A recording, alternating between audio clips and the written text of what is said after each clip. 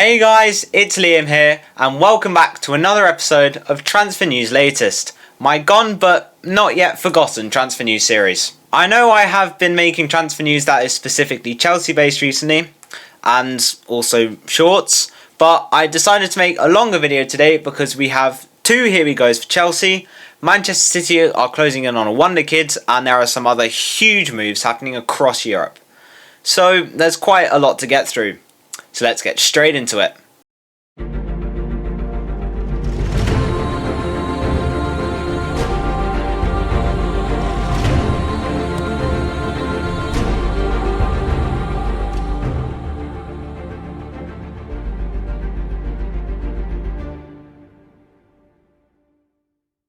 Before we start, can I remind you all to please like the video and subscribe to the channel if you haven't already.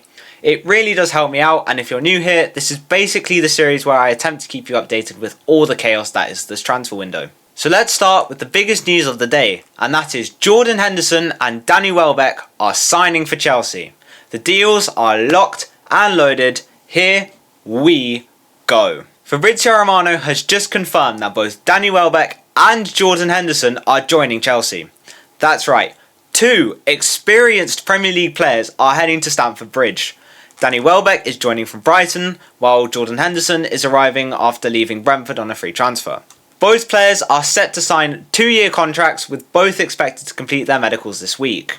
And honestly, after making a video complaining about Chelsea's mental transfer policy and how they went from signing children to literal unks, I am starting to see the logic behind these signings, because Chelsea have one of the youngest squads in the Premier League. We've seen Chelsea spend huge amounts of money on incredibly young players over the last few years, and while I absolutely understand the strategy behind that, at some point you do need players who have actually been there and done it and can use that experience to help the younger players grow. And that's exactly what Welbeck and Henderson can bring. Between them, they have years and years of Premier League experience, international experience, more Jordan Henderson than Danny Welbeck. Either way, they have tons of experience that they can use to actually help the younger Chelsea players grow.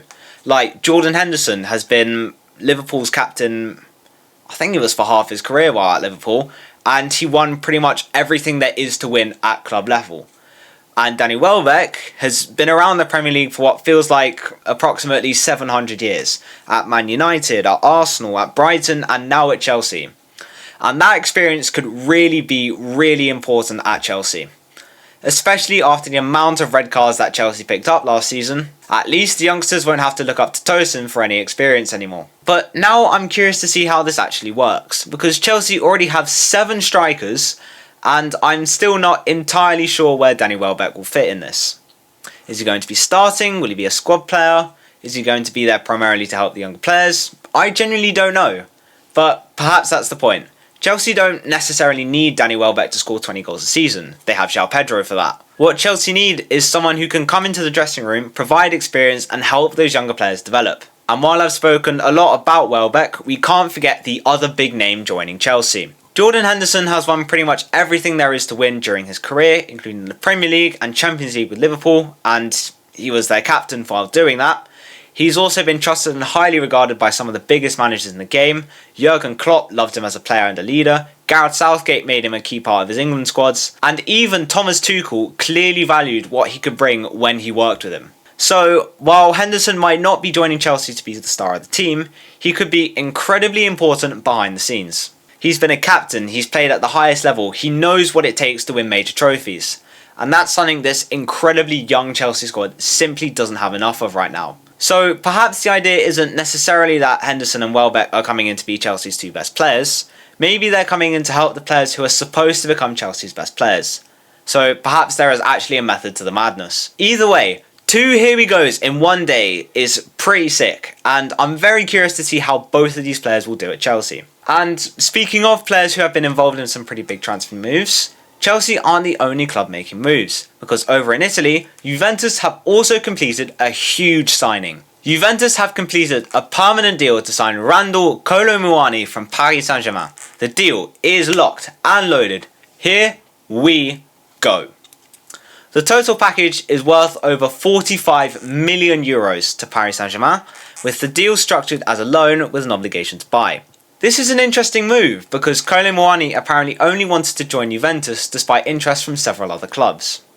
So, despite other approaches, the French striker had his heart set on Turin. He is expected to complete his medical later this week before the move is officially completed.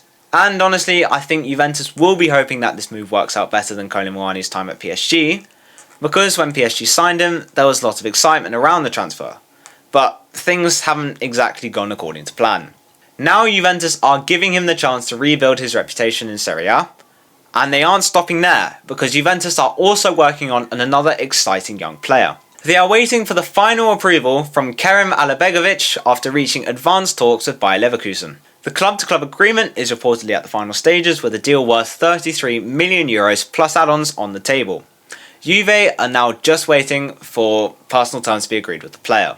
So Juventus could potentially be adding both an experienced international striker in Kolo Muani and a highly rated young player in Alajbegović. And that is quite an interesting combination. But while Juventus are strengthening their squad, let's head back over to England where Nottingham Forest are trying to sign another highly rated defender. Nottingham Forest are in advanced talks to sign Ousmane Diomandé from Sporting. Negotiations are underway between the two clubs as well as with the centre-backs representatives. Forest are pushing to get the agreement done, and this would be another really interesting addition for Forest. Diomandé has been heavily linked with some of the biggest clubs in Europe in recent transfer windows, so if Forest can get this deal over the line, they would be bringing in a defender with a lot of potential. It also shows just how ambitious Forest are becoming in the transfer market. But while Forest are trying to bring players into the Premier League, one player could be heading out of England altogether. Edson Álvarez is expected to leave West Ham this summer, with the first club-to-club talks now taking place between West Ham and Real Sociedad. Interestingly, Ajax are also well informed about the situation, and are working on a potential deal to bring their former player back to Amsterdam. So it looks like Alvarez could be heading for the exit door at West Ham. This is definitely one to watch because we've now got two potential destinations for the Mexican midfielder. Real Sociedad are currently in talks with West Ham, but Ajax clearly have an emotional advantage here. Alvarez already knows the club, having previously played for Ajax before moving to West Ham. So, would he rather join Real Sociedad, or would he choose to return to the club where he made his name? Either way, it looks increasingly likely that his future will be away from West Ham. Which is fair enough, I guess. Not many people progress their careers in the Championship. But we will now return to the Premier League with Manchester City, who are currently trying to bring in one of Europe's most exciting young midfielders. But their plans could depend on what happens to one of the best midfielders in the world. Manchester City remain in direct negotiations with Lille over a deal for Ayyoub Bouaddi. Talks are ongoing between the clubs and the players' representatives, with City currently the most interested club in signing the French midfielder. And Manchester City are confident they can get a deal done in the coming days. Negotiations are accelerating and City are becoming increasingly optimistic. However, whether Bouaddi joins City now or in 2027 could depend on player exits, including the situation surrounding Rodri. Because Real Madrid have approached Manchester City about signing Rodri. While this has been rumoured for some time, negotiations have now officially started, with verbal discussions taking place between the two clubs. And after months of the door being closed, Florentino Perez has now given the green light to pursue the deal. Real Madrid have indicated that they are prepared to spend over 50 million euros to bring the Ballon d'Or winner back to Spain. So this could be a huge transfer. Rodri is obviously one of the best midfielders in the world, and now a World Cup winner, so replacing him would be an absolutely massive task for Manchester City. But this is where the Bouaddi situation becomes even more interesting. If Rodri does leave Manchester City for Real Madrid, then City could suddenly have a huge hole in their midfield, and that could potentially convince them to bring Bouaddi in sooner rather than later. On the other hand, if Rodri stays, City could potentially allow Bouaddi to continue developing before bringing him to the Etihad in 2027. So, the future of one player could potentially determine the timeline for another. And if Real Madrid are really serious about bringing Rodri, this could be a transfer story that develops very quickly. But Rodri isn't the only player Real Madrid could be making decisions about this summer, because while Los Blancos are looking to bring in one of the best midfielders in the world, they could also be allowing one of their young players to leave the club. Fulham are closing in on a deal to sign Cesar Palacios from Real Madrid, with the final details of the transfer currently being discussed. Talks are moving into the final stages, And this is one that I think could be quite interesting because Real Madrid apparently want to keep future control over the player. So I wouldn't be surprised if the deal includes some buyback clause. We've seen Real Madrid do this kind of thing before. They can allow a young player to leave, give him the opportunity to develop and play regular football elsewhere, but they can still keep the option to bring him back if he develops into a player they believe he can become. A good example of this is Nico Paz and his move to Como. Real Madrid were able to maintain control over his future because when they first sold him to Como, they included a buyback clause, which they activated this summer. They bought him back for 10 million euros and sold him back to Como for 60. That was some serious profit from Madrid. So if Fulham do get this deal done for Palacios, I think this could be another example of Real Madrid's strategy with young players. They don't necessarily need to keep every single talented youngster in their squads.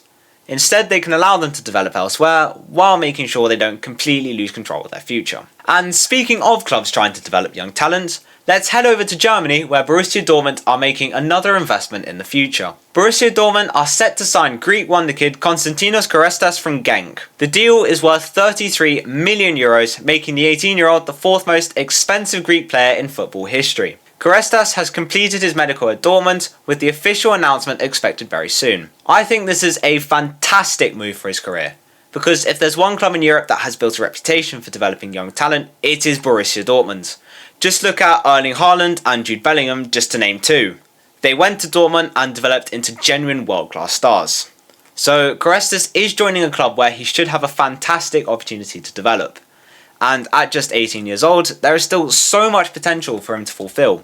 Of course, there is no guarantee that he will reach the same level as Haaland or Bellingham, but Dortmund clearly believe that he has the ability to become a special player.